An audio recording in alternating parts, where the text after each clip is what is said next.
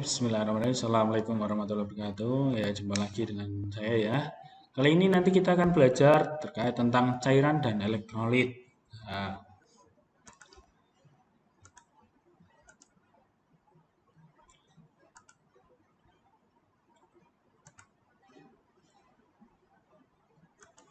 apa itu cairan elektrolit?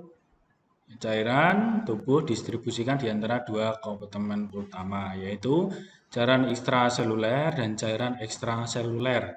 Biasanya disingkat CIS dan CES. Ya. Kemudian pada orang dewasa, komposisi cairan pada tubuh manusia adalah 60% ya dari berat badan. Kemudian, nah di sini ya, body fluid orang dewasa itu 60%. Isinya apa? Air. Ya. Kemudian untuk anak muda ini 40%-nya. Ya, kemudian ada untuk ekstraselulernya, untuk anak mudanya ini 14 liter atau 20%. Ya. Kemudian untuk interstitial cairan selnya ada 15%, untuk plasma ada 5%, transseluler untuk cerebrospinal dan aqueous humor itu ada 1 sampai 3%. Sekarang ini persentase total cairan tubuh dibandingkan berat badan. Ya, untuk umurnya dari bayi itu ada 77 ya. Kemudian untuk umur 6 bulan itu 72, 2 tahun itu 60, 16 tahun 60, 20 sampai 39 tahun itu 60 sampai 50% ya. Dan 40 sampai 59 tahun itu 55 sampai 47%. Selanjutnya ini adalah komposisi elektrolit cairan. Ya, bisa dibaca ya. Nah, nanti masing-masing ini beda-beda ya. Untuk Na-nya berapa, untuk plasma, interstitial, kemudian intraselulernya berapa. Ini sudah ada tabelnya. Selanjutnya, komposisi cairan tubuh ya. Semua cairan tubuh adalah air, larutan pelarut ya. Sublater larutnya adalah yang pertama air. Senyawa utama dari tubuh manusia, rata-rata pria dewasa hampir 60% ya dari berat badannya adalah air. Makanya ini yang nggak suka air, mulai sekarang dibiasakan suka air ya, karena tubuh manusia itu butuh airnya banyak. Ya. Untuk wanita itu rata-rata mengandung 55% air dari berat badan.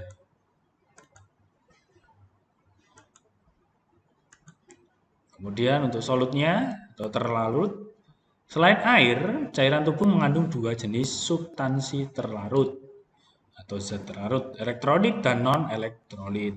Untuk elektrolit, substansi yang berdisosiasi terpisah ya di dalam larutan dan akan menghantarkan arus listrik. Ya. Yang disebut kaiton. Kaiton itu ion-ion yang membentuk muatan positif dalam larutan. Ya. Selanjutnya, anion.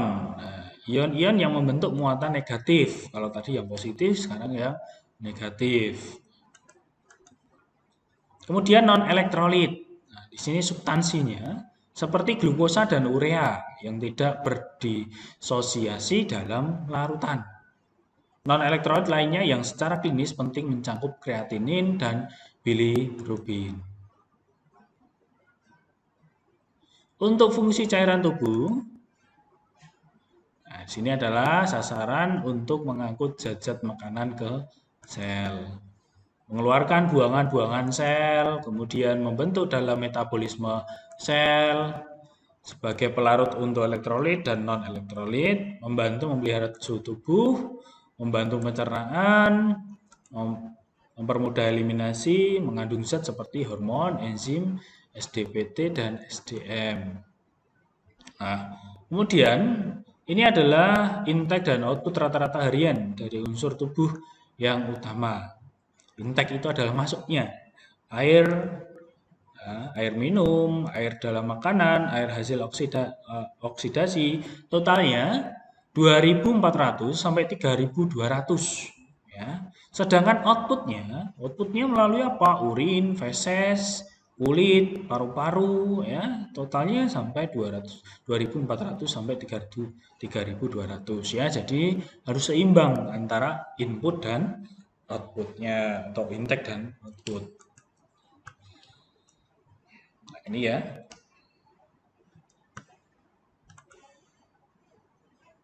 Sekarang ke IWL atau Insensible Loss. Merupakan kehilangan cairan melalui kulit ya, dan paru-paru. Ya. Untuk mengetahuinya, ya, ini ya caranya gini. Menghitungnya dewasa itu 15 cc per kilogram berat badan per hari. Ya.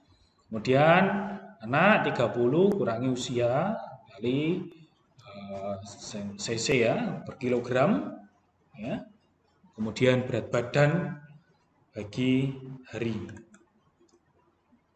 Dan jika ada kenaikan suhu, apa yang dilakukan? Nah, IWL ya, biasanya 200 atau suhu badan sekarang 36,8 Celcius. Sekarang faktor yang mempengaruhi kebutuhan cairan. Ada faktor usia. Ya, usia itu kalau semakin tua biasanya kebutuhannya semakin sedikit ya. Makanya kelihatan keriput kalau punya mbah-mbah ya. Jenis kelamin, laki-laki lebih banyak membutuhkan cairan elektrolit ya. Karena apa? Cairan lebih keras ya. Sel-sel lemak, stres, kemudian sakit. Dan ada temperatur lingkungan dan ada diet.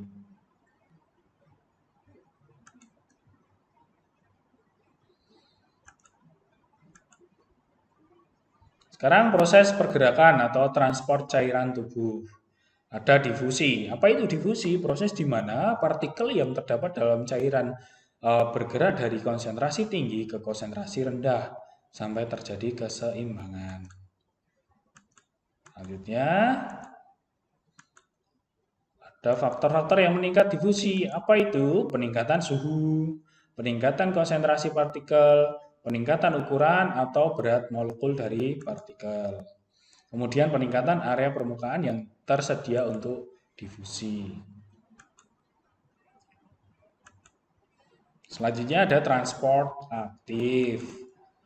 Merupakan bahan bergerak dari konsentrasi rendah ke tinggi.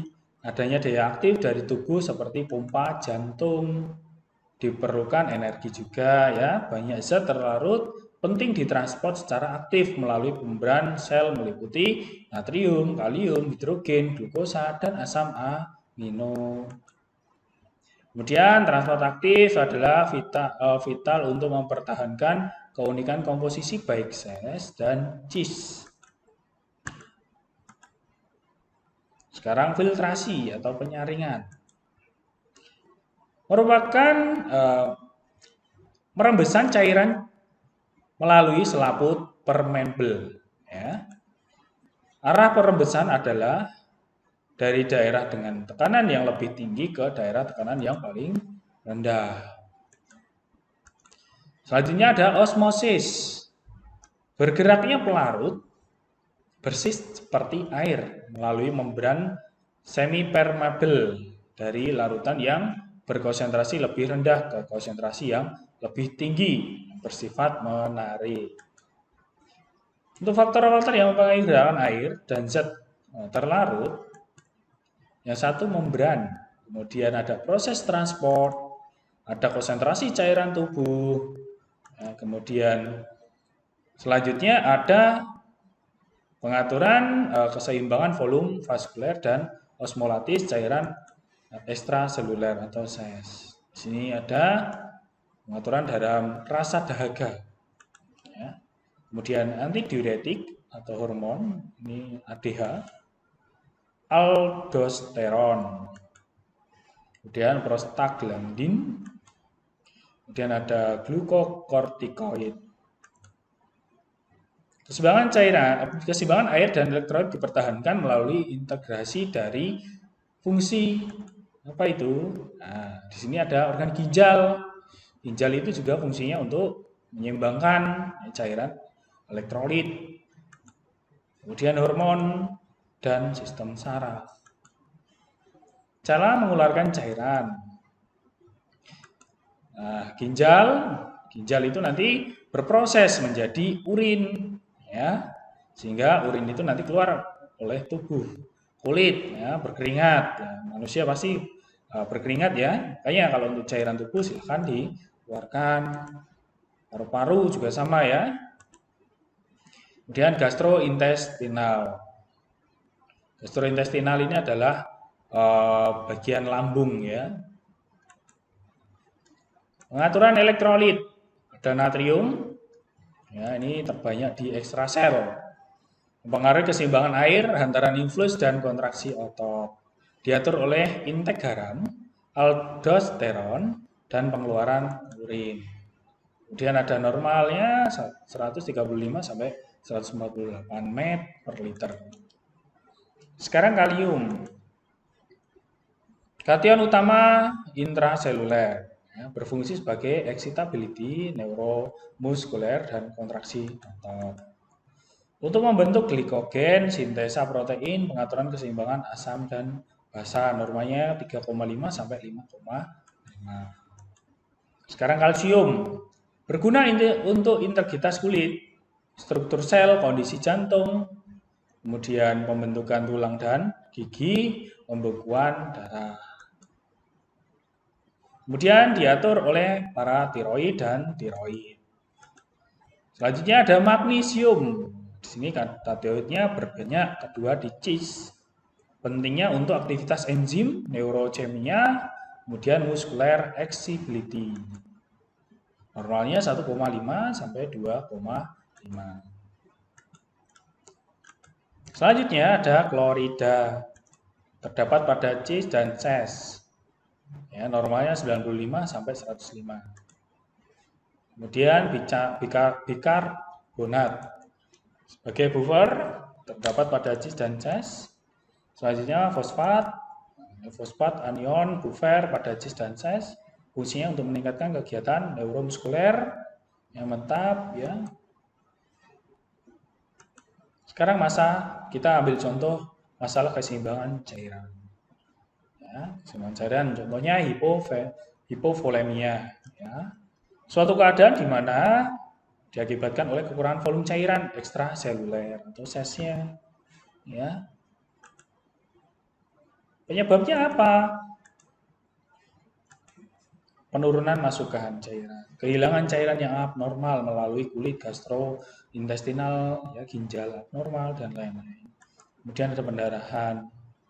Tanda gejala klinisnya apa? Pusing, keletihan, ya, kelemahan, sinope, anoreksia, mual, muntah, haus, ya, kekacauan mental, konstipasi, ya. Air meningkat, ini pernafasan meningkat, ya, suhu meningkat, terburu kulit meningkat, lidah kering, mukosa mulut kering, mata cekung. Pengajiannya apa? Penurunan tekanan darah. Khusus bila terjadi hipotensi ortotatik, peningkatan frekuensi jantung, ya, gor kulit buruk, lidah kering dan kasar, mata cekung, vena leher kempes, peningkatan suhu dan penurunan berat badan akut. Pada bayi dan anak, penurunan air mata, depresi tunnel arteriol. Pasiennya shock, akan tampak pucat dan diaforetik dengan nadi cepat dan haus, seperti seperti hipotensi terlentang dan oliguria. Ini indikator penurunan beratnya ya. Biasanya kalau ringan, penurunan beratnya 2-5%.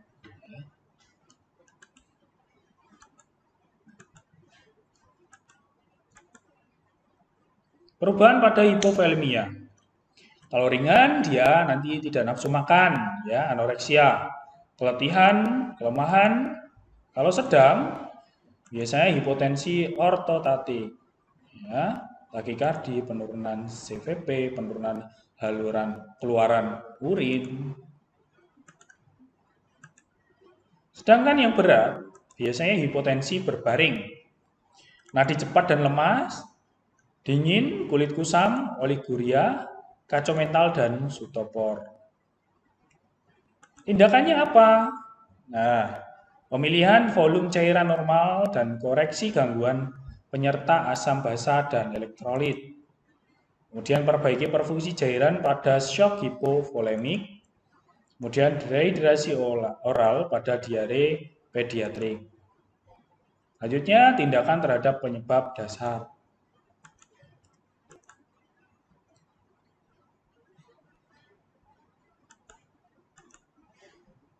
Nah, ini ada riwayat dan faktor resiko. Banyak ya. Nanti bisa dibaca.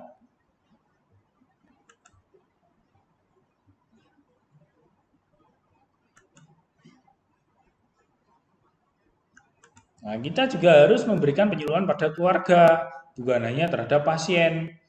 Ya, misalnya beri pasien dan orang terdekat instruksikan verbal dan tertulis tentang hal berikut. Tanda gejala hipovolemik. Kita ingatkan tanda gejalanya tadi apa? Letih, lemas, lesu, anoreksia itu diingatkan. Ya, pentingnya mempertahankan masukan adik kuat, khususnya pada anak kecil dan lansia. Ya, kalau tidak diingatkan pasti lupa. Ya, yang lebih mungkin untuk terjadi dehidrasi. Obat-obatan, nah ini namanya harus jelas, nama dosisnya jelas, frekuensinya juga harus jelas, kewaspadaan dan potensi efek samping itu juga harus dijelaskan. Sekarang untuk kasus kedua ada hipervolemia, penambahan atau kelebihan volume. Kalau tadi kekurangan, sekarang kelebihan. Penyebabnya apa? Stimulasi kronik pada ginjal untuk menahan natrium dan air. Fungsi ginjal itu tidak normal lagi ya. Sehingga ekskresi natrium dan air tidak maksimal. Tanda gejalanya sesak nafas, ortopenia, edema, ya penyebab edema ekstraseluler. Ini nanti ada peningkatan tekanan kapiler, ya, kelebihan resistensi ginjal, tekanan vena yang tinggi, terus penurunan resistensi arteriol, ya. Yang kedua ada penurunan protein plasma. Nah, ada kehilangan protein melalui hidung, hilangnya protein melalui kulit yang lepas, kegagalan produksi protein.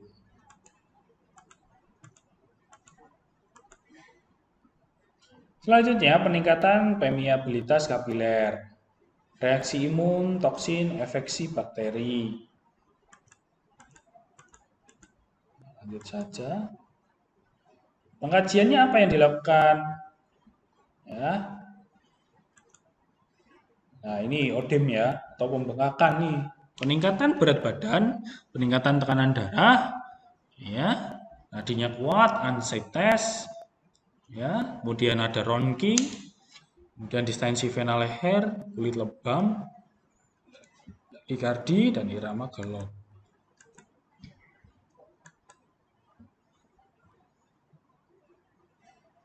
Ini untuk edema piting kurang lebih setelah dipalpasi oleh pemeriksa dengan jari telunjuk, maka daerah yang odem akan menampakkan atau memperlihatkan cekungan ke dalam 2 mm.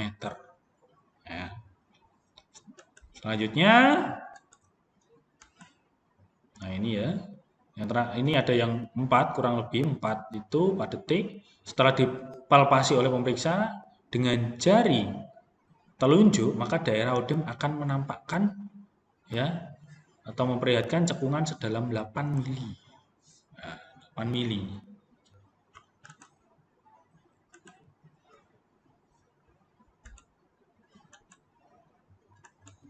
Tindakannya apa? Pembatasan natrium dari air, ya, diuretik, dialisis atau hemofiltrasi arteriovena kontinu. Pada gagal ginjal atau kelebihan beban cairan yang mengancam hidup. Apa tanggung jawab sebagai perawat?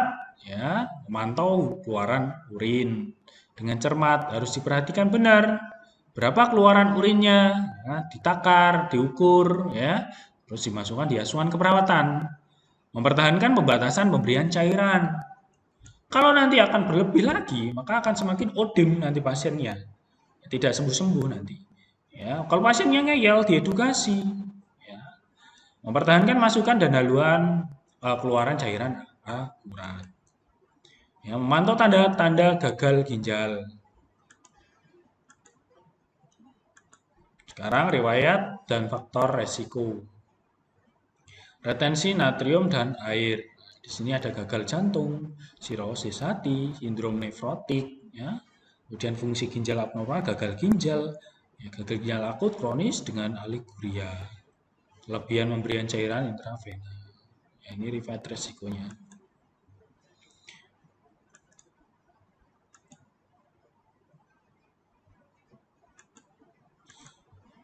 Nah, terus penyuluhan kepada pasien atau keluarga. Beri pasien dan orang terdekat, ya, jelaskan tanda gejala hipervolemia. Ya, jelaskan gejala-gejala yang memerlukan pemberitahuan dokter setelah pulang dari rumah sakit. Apakah sesak nafas, nyeri dada tidak. Ya. Diet rendah garam. Bila diprogramkan, gunakan pengganti garam. Ya. Kemudian obat-obat termasuk nama, tujuan dosis, frekuensi. Ya.